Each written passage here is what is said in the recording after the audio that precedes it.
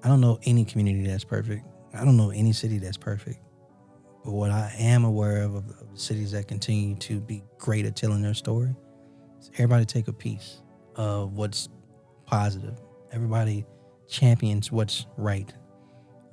That's and when I say easy, the teacher, the principal, the parent, the nonprofit, the corporation, the small business, the entrepreneur, government officials, faith leaders, like everybody has a lane. Big mama, everybody, the students, like everybody has a lane to share a piece of the positive nuggets that are happening in the city. And I'm gonna tell you, and I'm not just saying this, there's way more positive than there's negative. You just need people to own those positive nuggets and over communicate them. Hello, I'm Angela Abdul-Rashid, your host for the Prosper Connector podcast. This is a place where information is shared, connections are made, and great Birmingham stories are told by great Birmingham people.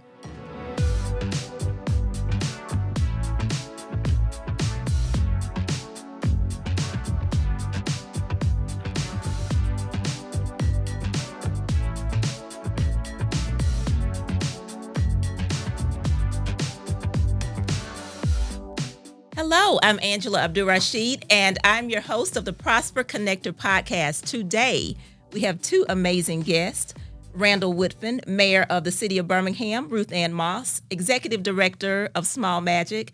We have a lot to talk about today, but first, my favorite subject outside of inclusive economic development, food. Food. We are known as a food city. Yes. So what food comes to mind when you think about Birmingham and why? Well, soul food, the style, a restaurant in the vein of soul is Yo Mama's and Helen's, easily. But look, anything Frank puts his hands on is gonna be gold.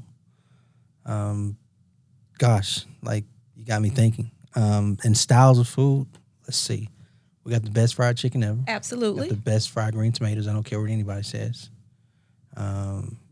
You name it though. The spectrum of food, right? Seafood as it relates to automatic. I've already mentioned soul. Italian, La Frescas. Chill, American, Paramount. And really just chill. Like you name it. Like we have it. We got it. And does that not remind you of Birmingham? There's literally a little bit of everything here, and that's what makes us who we are. That's a good setup. I like that. Look how I did that. Ruth Ann, what about you? So I remember whenever I first came here, one of the first places I ate at was Saul's. And I remember going in and you order the pork and greens. And the thing that just like, it's a styrofoam cafeteria tray. And there's just grits all over the styrofoam cafeteria tray. And then they just layer, it's like, it's greens, it's pork, it's onion rings on top. And I feel like that just kind of like, there's just something like joyful and abundant about it that I feel like is also here in Birmingham. So yeah, that's like my first big Birmingham food memory. I love it. I'm tripping. Like, how do I forget barbecue? That's without saying. Yes, absolutely. So we talked a little bit about local, but we have been doing some big things nationally. And by we, I mean you all. With a group of other Birmingham leaders, have been really telling our story on a national level. Number one, it is long overdue and perfectly timed for people to know who we are and what we do as a city. But what has that been like? Tell us about these journeys that you all have ventured into on a national platform to share more about Birmingham. I think for me, the first word that comes to mind is humbling. I think it's an amazing opportunity as a cheerleader of Birmingham to share our story on a national stage. I think the coolest part about it is that I've been a student too. I've learned from the other Birmingham delegation members, team, if you would, that has come along on this ride. Ruth, I feel like you've been on every one of them except maybe one with me over the last 12, 14 months. And it's been an amazing opportunity, though. It doesn't matter if it's West Coast, South, Midwest, D.C., New York. We have literally been sharing our story with America, with the world about, vision casting, our wants, our challenges, what we're doing, coming together.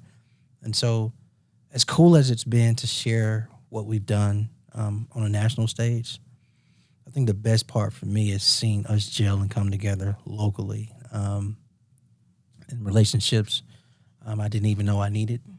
Have been so enriching. Wonderful. So, Ruth Ann, you, as the mayor mentioned, have been on this journey with the delegation. And we know that we know our history. The world knows our history. And we've done some great things. And there have been some things about Birmingham that have made us who we are, but we're not necessarily proud of. But now we're telling a different story around education, around technology, healthcare, inclusive economic development. What have you all seen out of those excursions where you've been on these national platforms telling the new narrative of Birmingham? Yeah, stories are such an interesting thing, right? I have in my office, I have this little piece of paper taped up, and it talks about the conditions for systems change. And so it's this pyramid, and at the top are things like policies or the way money flows. But then all the way at the bottom, the thing that I think about all the time, at the bottom it says mental models. And all of those other things, relationships, policies, all those things flow from our mental models or our preconceived notions about how things are. And so the world has a lot of mental models about Birmingham. And when people think about Birmingham, people think about what happened here in the 1960s. And that is a part of our history that has made us who we are, that we can never gloss over or look past.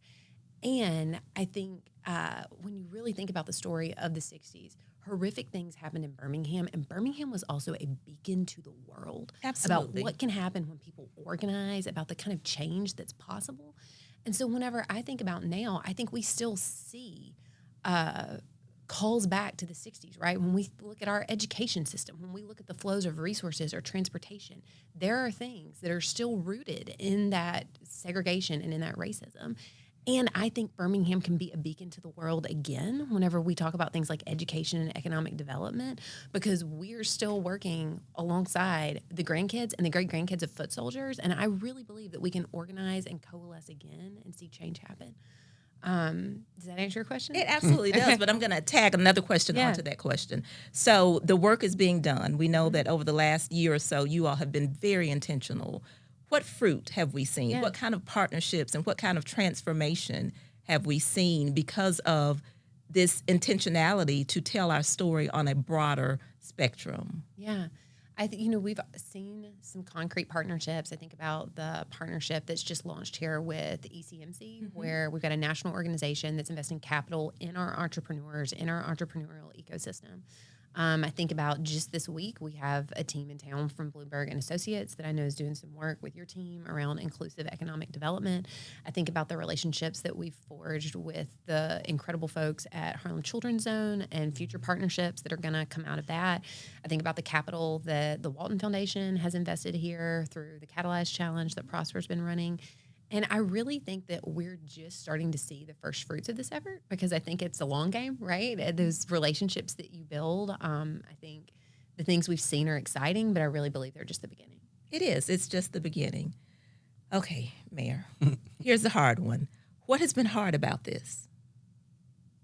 What challenges have you and the delegation overcome, be it from people's reception of Birmingham, perception of Birmingham, the collaboration? It takes a lot to bring people together, and we are beginning to build this as our new norm, that we can collaborate and see something fruitful.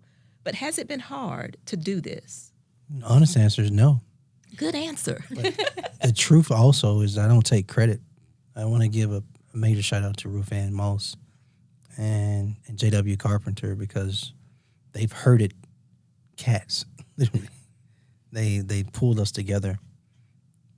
But then they got into a rhythm, and I saw the fruits of the rhythm. I was one of the people that needed to be herded, truthfully. I have a platform where I'm supposed to always champion Birmingham, but again, that's the learning piece I said, where I got to be a student. It was cool to see other lovers of Birmingham be so intentional in getting us on these national platform opportunities to co-share, if you would, co-author our story for the world to see.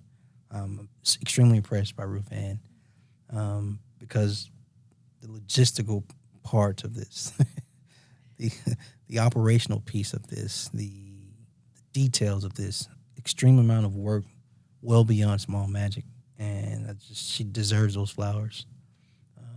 Publicly shared that she did an amazing job. I agree wholeheartedly. Yeah. So, Ruth Ann, what's next as we think about the foundation that's already been laid and the work that you all have done before now? What's to come? And I'm going to ask both of you this question. How can other people help tell the story of Birmingham? Great question. Two-part question. Yeah. That is a great question. Last year we went to a lot of conferences, got to meet a lot of different people. The mayor was on a lot of different stages from both coasts, spanned it. Did a stop in the Midwest too, I think. And I think this year we'll continue to build on that. I'm also really interested in us thinking more, and you've been an incredible thought partner here, Angela, about how media can tell our story. Mm-hmm. I think some of those pieces that we've worked on with our friends at Whiteboard Advisors, whether it's the mayor talking to Working Nation or Forbes or being spotlit and governing, I think those are really exciting opportunities too. And so continuing to think about that media, I think a lot about whenever, when you're flying and you open a magazine and I don't know, I'm not going to pick on Texas. I'm sure everybody there's great, but there's a 2-page spread in the magazine that's paid for by Texas tourism. Nobody sees that and thinks, oh my gosh, I want to visit Texas. They bought an ad in the in-flight magazine.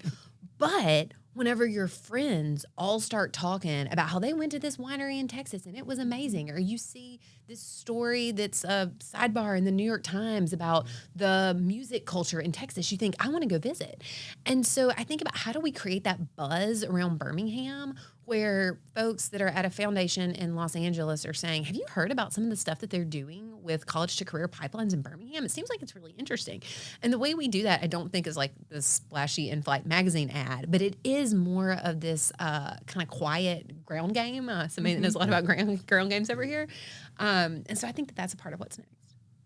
And that is exciting. And that's you speaking my language. Yes. Mayor Woodfin, your perspective on how we as a community can continue to tell the story about Birmingham. I think it's easy, actually. And what I mean by that, I know I just said that word, and I said the word easy in the previous question you asked, but look, we got to lean into the positives. I don't know any community that's perfect. I don't know any city that's perfect. But what I am aware of the cities that continue to be great at telling their story is everybody take a piece of what's positive. Everybody champions what's right.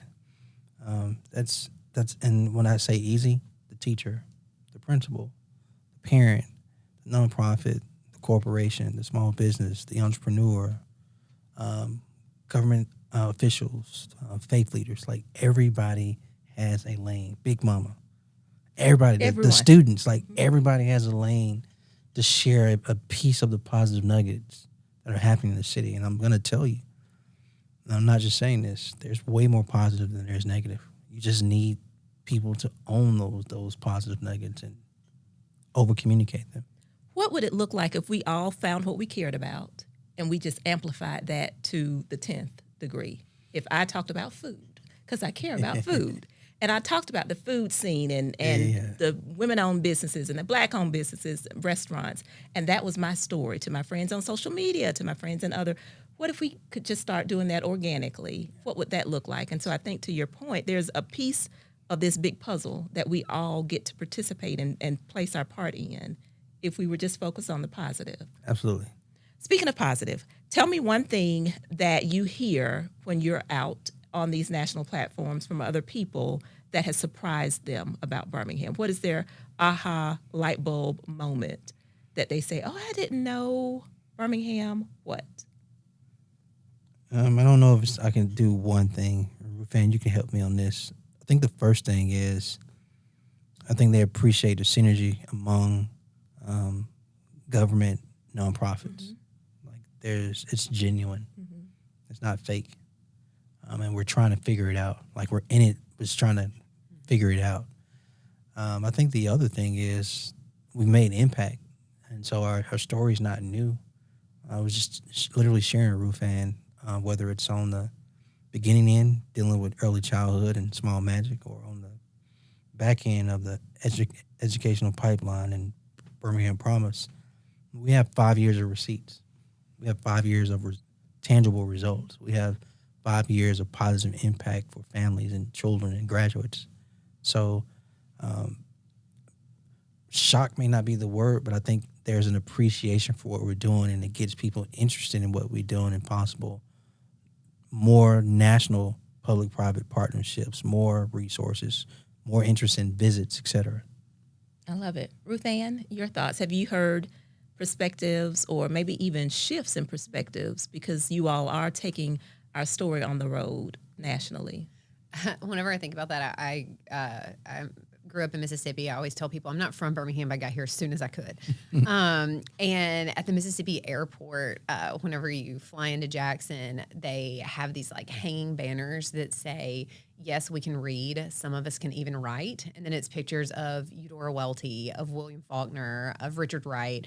And so that's always been one of my favorite ad campaigns because it just subverts this idea that people have about a place and challenges it with reality. And I think similarly in Birmingham, several different things that I think surprise people. I think that people are, to the mayor's point, really surprised by how nonprofits and the city work together. I think that what you see a lot of times is governments that are very territorial about these things have to be hubbed in City Hall or they are not worthy of our support. And what you see instead here is like the true move of an incredibly humble politician who said, like, kick it out. We don't want to manage the logistics of it. You all manage that, and we're going to be here for the accelerant and the support. And we've seen how that gets us so far so fast. And then similarly, I think people are surprised by our healthcare system. You know, honestly, I've learned some things that I'm surprised at, right? Like, we have one of the top 20 medical centers in the entire country. We're like a top 10 recipient of NIH funding. People don't necessarily think immediately healthcare whenever they think Birmingham, Alabama, but some of the things that are happening here are changing the lives and outcomes for people all across the country. And I think that's a story we have to keep telling. And we will. Absolutely. Well, I want to thank both of you. I know it is no small feat to run a city, and certainly no small feat to run Small Magic. But you Slightly took time. smaller feat Well, than a city. smaller, but it's still big work for some amazing little people. I think Ruth Ann and I just need to have a day where we exchange jobs. Let her run the city, let me run Small Magic. You will come over here and hold all these babies, and you're going to be like, I'm not going back. I would love to see that. And meanwhile, I'm going to be calling you like, is it 5 o'clock yet? when you're ready to switch back. I would love to see it. Mayor Woodfin, Ruth Ann, thank you for joining us. Thank you for the work that you do here in Birmingham, of course. But thank you for telling our story on a national level so that more people know truly the magic that is Birmingham. Thank you. Thank you for joining us. Thanks for having me. I'm Angela Abdur-Rashid. Thank you so much for joining us for this episode of the Prosper Connector podcast. Be sure to subscribe to our YouTube channel and follow us on all your streaming platforms at Prosper BHAM. That's at Prosper BHAM. And while you're at it, visit our website at www.prosperbham.com. We'll see you next episode.